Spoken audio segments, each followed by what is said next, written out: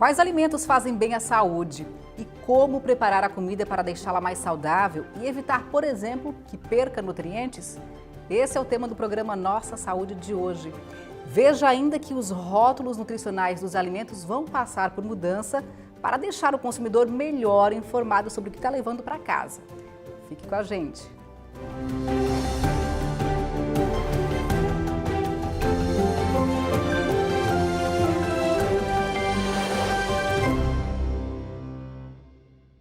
E o nosso bate-papo hoje é com a Grace Bernardo. Ela é professora e pesquisadora na área de nutrição da Universidade Federal de Santa Catarina. Grace, muito prazer em te receber aqui no Nossa Saúde. Prazer é meu, Rafaela.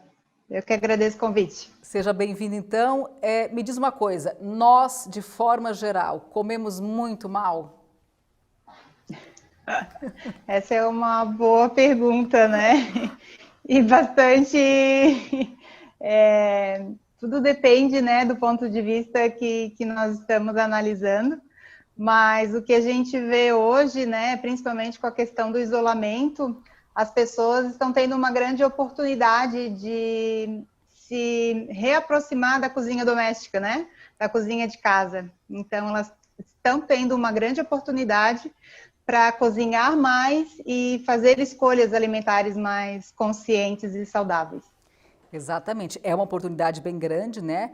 Porque a gente não está podendo sair tanto, ir a restaurantes, então a gente está mais tempo dentro de casa.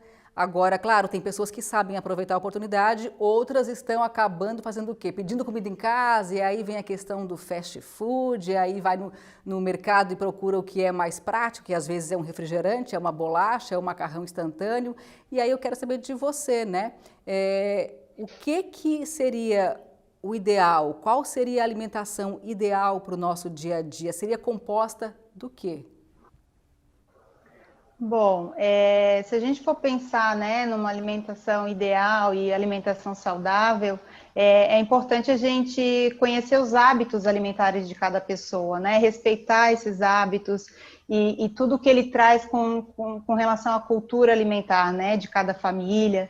Mas, de maneira geral, né, como uma orientação geral para as pessoas, o que a gente acredita, né, é que a gente possa estar buscando mais alimentos in natura, ou seja, desembalando menos os alimentos, né, e consumindo mais os alimentos naturais e preparando mais esses alimentos em casa.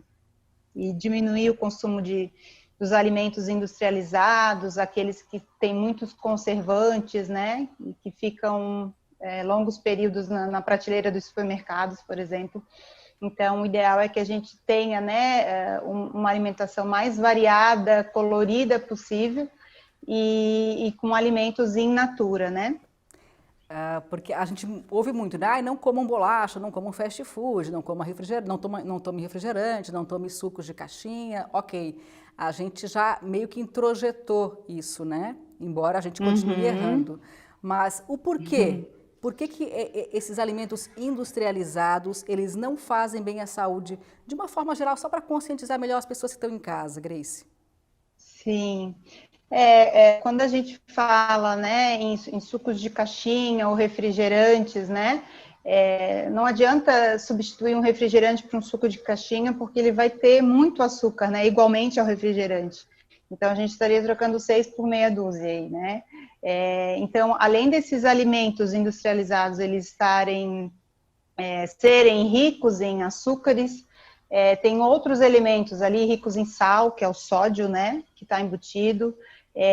Muitas vezes também a gordura trans, que é uma gordura que dá palatabilidade, sabor aos alimentos industrializados, mas por outro lado é uma gordura que o nosso organismo não reconhece, né, ele não é metabolizado no nosso organismo e ela é acumulada e traz efeitos nocivos para a saúde. Então a gordura trans, ela está inserida de várias formas nos alimentos industrializados, principalmente se a gente identificar na lista de ingredientes a presença da gordura vegetal ou da margarina e outras tantas nomenclaturas que a gente tem. Então, tem uma série de componentes, né, e além desses tem os conservantes também desses alimentos, aditivos, corantes, E o que é curioso também, dentro dos nossos estudos, que a gente analisa o rótulo dos alimentos, é que a gente encontra muito açúcar em produtos não esperados, como lasanha congelada, biscoito salgado. Então, a gente não espera que a gente encontre açúcar nesses produtos, né? Mas eles são ricos em açúcares também, por conta da maior palatabilidade e sabor desses alimentos. Mas né? ele vem lá no rótulo como açúcar ou ele vem com outro nome? Ele pode vir de várias formas, né? Várias nomenclaturas. Uma delas é o açúcar, mas ele pode vir como maltodextrina e assim por diante, né? Xarope de milho, e várias outras denominações e sinônimos que a gente encontra, né, para açúcares. Tem que ter muita atenção ao rótulo e sobre esse assunto a gente vai conversar um pouco mais a fundo no segundo bloco. A gente vai ter uma reportagem falando sobre as mudanças nos rótulos nutricionais, justamente para embasar melhor o consumidor. Uma curiosidade minha, e com relação aos produtos em lata, né? Por exemplo, uma sardinha, um atum, um milho em lata, a ervilha, esses produtos também não fazem bem à saúde. Como é que você avalia isso? Tudo é uma questão de bom senso, né? A gente costuma falar lá dentro do nosso grupo de pesquisa que a gente não demoniza nenhum alimento, mas claro que é importante limitar o consumo desses enlatados, né? Que não seja um hábito, mas ele pode eventualmente fazer parte da nossa rotina alimentar. Mas o ideal, né, pensando aqui que a gente mora numa ilha, é que a gente possa ter acesso aos alimentos in natura, ao peixe fresco, né, que a gente consiga ter acesso a uma feira livre ou, né, uma peixaria para adquirir esses alimentos da maneira mais natural possível, né? Assim como os vegetais também, né? Claro que eventualmente ajuda ali no preparo dos alimentos, né? Por conta da forma mais rápida de preparar, mas o ideal é que a gente possa adquirir esses alimentos in natura, esses vegetais in natura, que a gente possa cozinhá-los em casa e também consumi-los de maneira crua ou cozida em casa. E você falou muito bem, nós aqui temos várias cidades no litoral, né, que a gente tem acesso aí a um peixe fresquinho, né, frutos do mar dos mais variados possíveis. E na hora de eu ir numa peixaria, num mercado público, comprar esse peixe, que peixe que eu devo preferir, o que que faz melhor, o que que é melhor para a saúde, como observar se o peixe está bom, está fresquinho mesmo, quais são as dicas aí para os nossos telespectadores?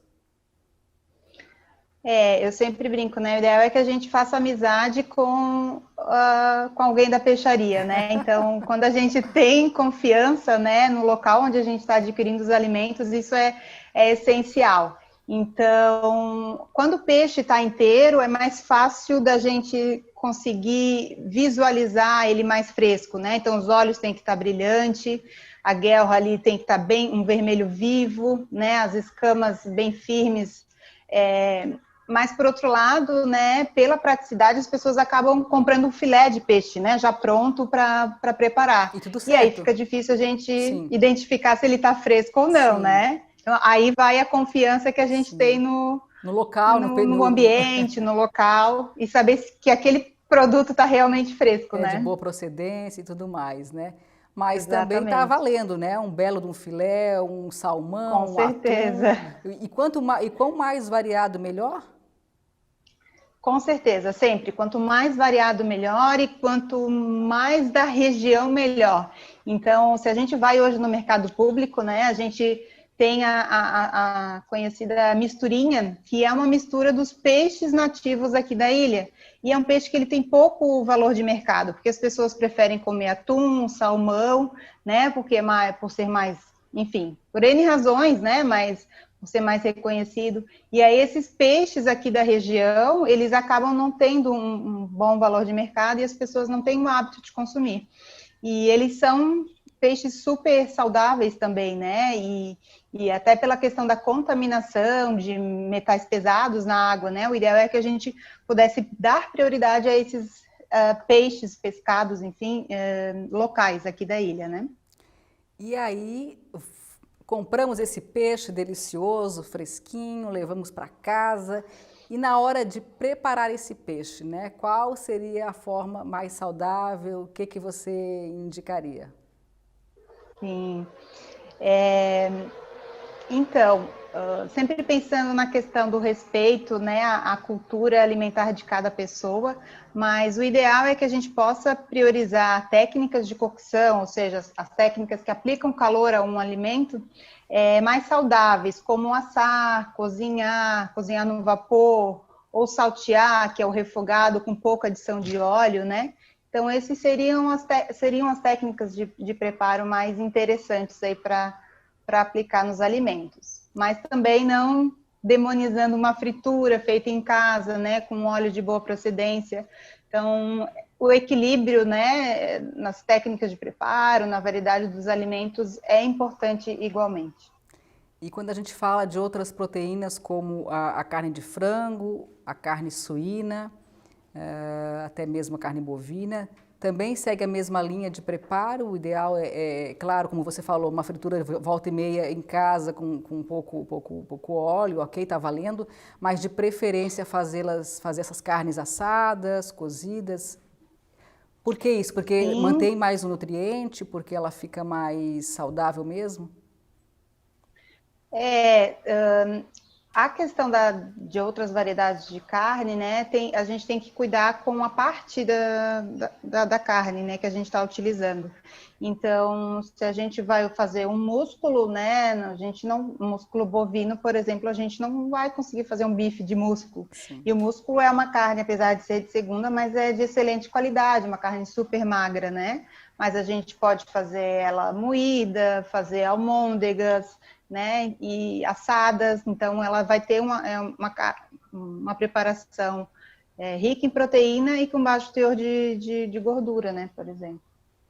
Na mesma linha, carne de frango também? A mesma coisa, carne de frango, né, o peito, então a gente pode estar preparando uma sobrecoxa de frango, por exemplo, sem a pele, ou mesmo com a pele, né? Mas com auxílio de papel alumínio para criar aquele vapor e cozinhar, né? De maneira mais homogênea o frango e adicionar alguns legumes no momento do preparo, porque, né? Eu já tenho ali a proteína e os vegetais sendo cozidos e assados juntos, né? E aí acaba otimizando o tempo de preparo também, né, dessas preparações e refeições. Qual a melhor forma de preparar legumes, né, para evitar que eles percam os nutrientes? É a mesma lógica da variedade. Então, não adianta a gente consumir cenoura sempre da mesma forma, sempre crua ou sempre cozida. Dependendo da técnica de cocção que a gente utiliza, ou mesmo a ausência dela, esse alimento vai fornecer um determinado nutriente. Então, quando ela está in natura, crua, eu vou ter ali, por exemplo, presença de vitamina C ainda, né? Agora, se é uma cenoura cozida, quando eu tempero com azeite, né, de boa qualidade, eu estou aumentando a biodisponibilidade da vitamina A, por exemplo. Então, dependendo da forma de preparo, eu tenho diferentes nutrientes e por isso a importância de variar também as formas de consumir esses ingredientes, esses alimentos. E Grace, uma dúvida que é bastante comum, na hora de preparar os legumes, o que é melhor? Eu cozinhar, por exemplo, na água e sal, deixar ferver ali, ou eu preparo no vapor? Tudo depende do alimento, né? Então, os vegetais, de maneira geral, é interessante a gente priorizar a técnica do vapor, de cozinhar no vapor. Mas se a pessoa não tem, né, uma panela específica ou que possa cozinhar no vapor, tudo bem também cozinhar com água fervendo, né? O ideal é que esse vegetal seja cozido numa água em ebulição, fervendo já, e não colocar esse vegetal numa água fria, porque daí ele vai demorar mais tempo para cozinhar e aí vai perder mais nutrientes Ah, ao longo joga ele desse depois processo. que a água estiver fervendo. Eu faço errado, então. Exato. E, Grace, obrigada Sempre por água enquanto. quente. A gente vai agora para um intervalo. Vamos falar sobre as mudanças nos rótulos nutricionais dos alimentos. É só um instante.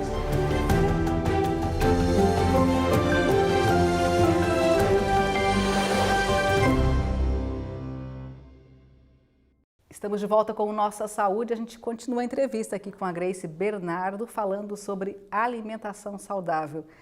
Grace, como é que você avalia hoje, né, os rótulos nutricionais dos alimentos? Eles ajudam as pessoas ou eles acabam confundindo ainda mais na hora de fazer uma compra? Bom, os rótulos dos alimentos, né, eles são ferramentas importantes para nos auxiliar nas escolhas alimentares. O grande problema é que muitas vezes essas informações não estão disponibilizadas de maneira que o consumidor consiga identificar essas informações, né? Então, muitas vezes a lista de ingredientes é muito pequena, as pessoas não conseguem identificar facilmente o que tem dentro daquele alimento. E para isso, então, a gente vem trabalhando, né, o nosso grupo de pesquisa com a Anvisa, né, no grupo de trabalho da Anvisa, para fazer estar fazendo essa reformulação da rotulagem alimentar no Brasil. Nós, inclusive, preparamos um material, a nossa repórter Michele Todescato, ela conversou com a Ana Carolina Fernandes, que é uma pesquisadora da Universidade Federal de Santa Catarina, e ela traz todas as informações para a gente sobre essas mudanças que vão acontecer aí nos rótulos nutricionais dos alimentos. A Michele traz todas as informações agora para a gente, dá só uma olhada. Michele. Olá, Rafaela. Pois é, com tantos produtos alimentícios disponíveis nas prateleiras dos supermercados, vistoriar as informações nas embalagens é essencial para a decisão de qual produto consumir.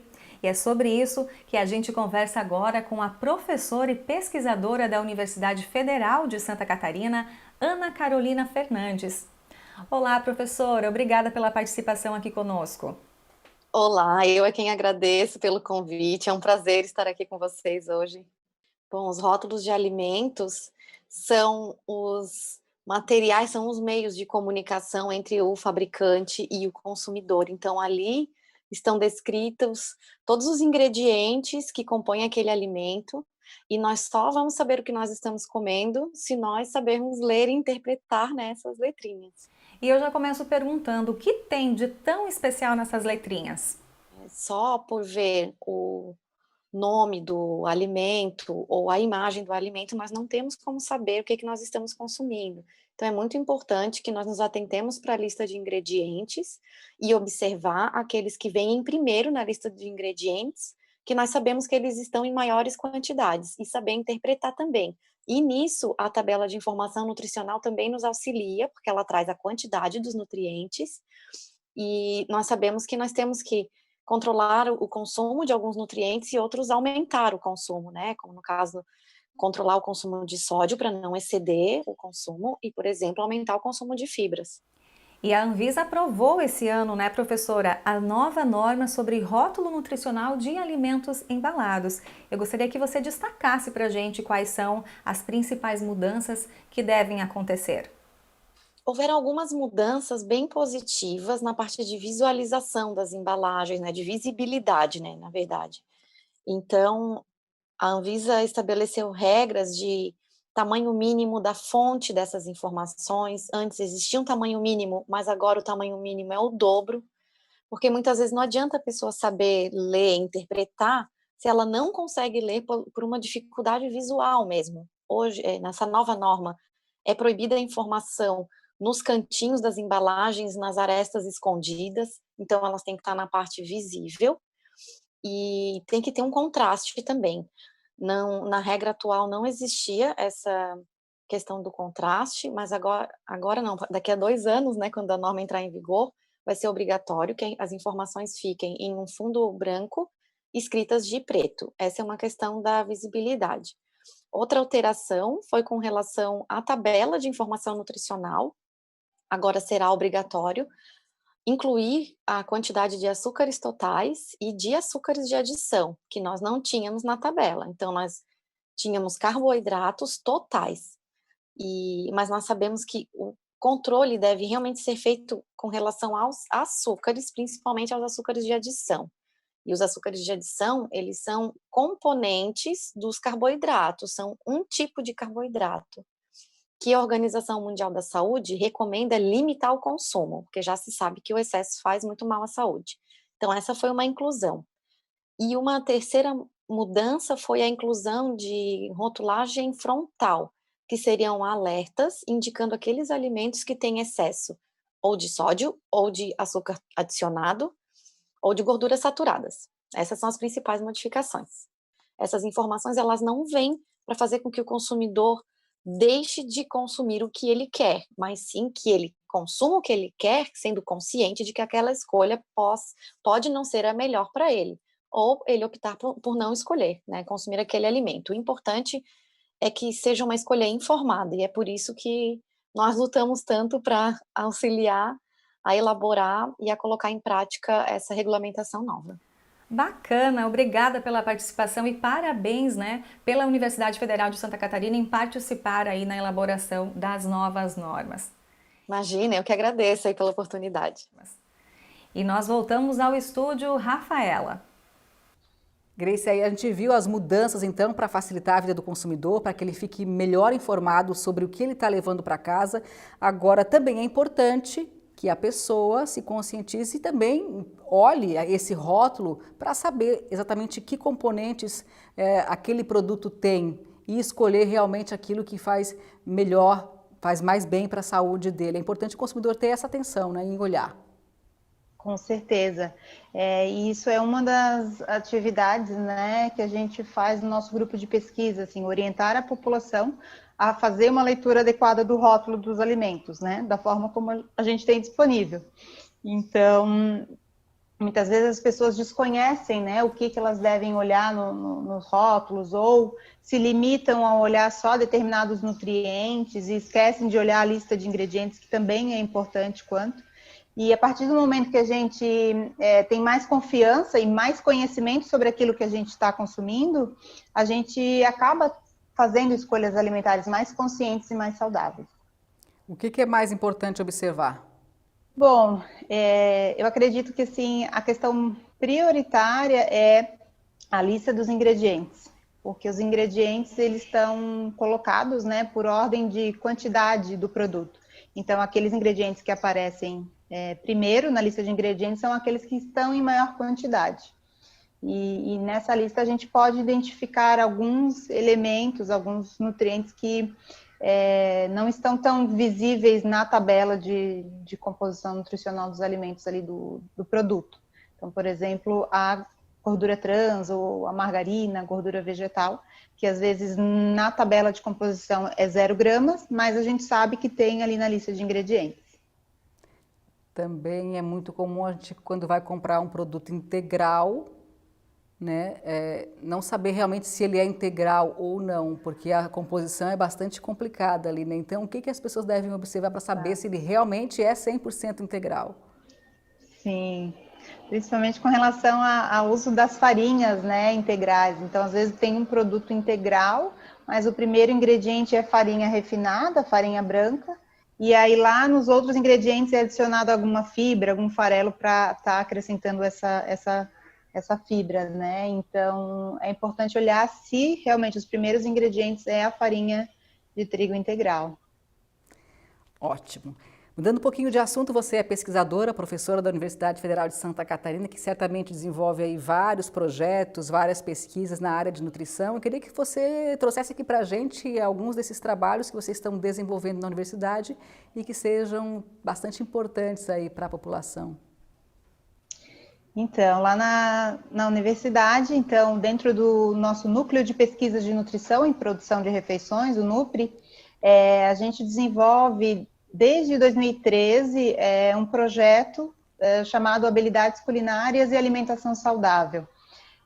Esse tema, né, ele vem sendo debatido mais atualmente entre os estudos, na literatura científica, vinculando, né, aquelas pessoas que têm maior hábito de cozinhar em casa com alimentação mais saudável.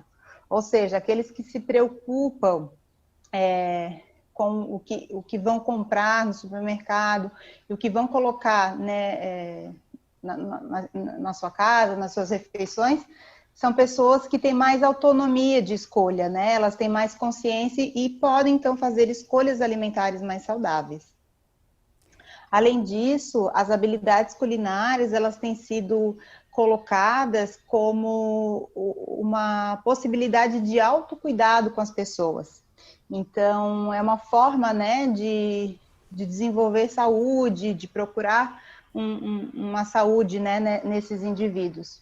Então, nesse contexto, né, nós desenvolvemos no NUPRE um programa de intervenção culinária denominado Nutrição e Culinária na Cozinha, que é um programa que inicialmente a gente trabalhou com estudantes universitários, que é uma população bastante vulnerável por estar fazendo essa transição da saída da casa dos pais e irem morar sozinhos, né, nas universidades, e que tem hábitos alimentares menos saudáveis.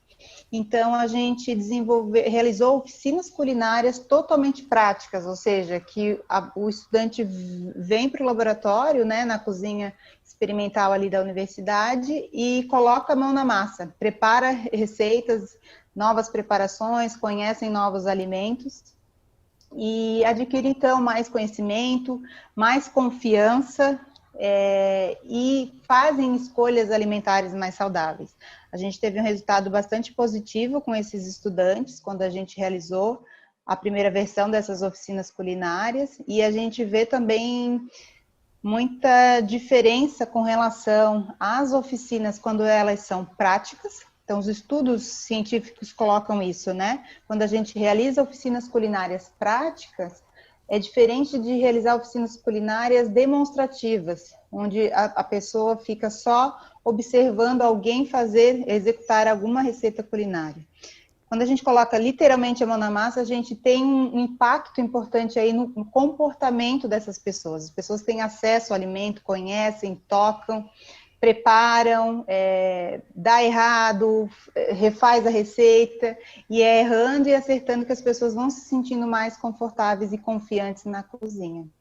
E até daí a gente volta naquela questão lá inicial do programa, né, sobre esse momento de pandemia em que as pessoas estão mais em casa, estão podendo acessar mais a comida, estão tendo mais tempo para preparar a própria alimentação. Quem sabe não experimentar, né? Porque às vezes a pessoa diz, eu não tenho dotes culinárias, eu não sei cozinhar, mas por que não começar a experimentar? Como você falou, coloca a mão na massa, se descobre, de repente você descobre até um talento que você não tinha, né? Nem sabia que tinha.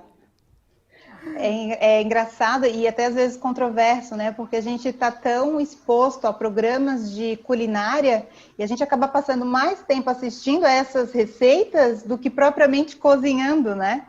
E essa questão do isolamento trouxe a grande oportunidade, né? Das pessoas tirarem a panela de pressão do armário e fazerem feijão. E tirar esse medo, né, de cozinhar, ou enfim. Claro que tem pessoas que têm dificuldade de acesso à alimentação, né, ou aquisição dos alimentos, mas de maneira geral, a questão do isolamento foi uma grande oportunidade porque as pessoas passaram a ter mais tempo em casa para cozinhar e preparar essas refeições para a família.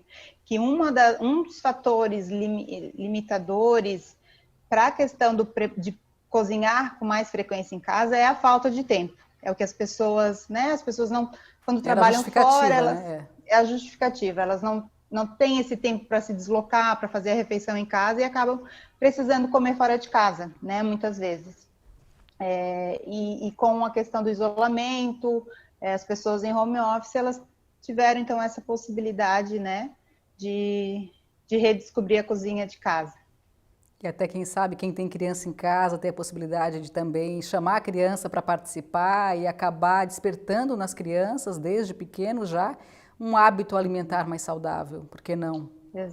Exatamente, isso faz toda a diferença, né? Quando a criança convive num ambiente familiar, que ela tem avós, que ela tem pais, né? Que tem esse hábito de cozinhar ou de preparar refeições, é uma criança que vai estar muito mais envolvida com essa questão alimentar, né? E possivelmente, né, no futuro, ter mais interesse em cozinhar também.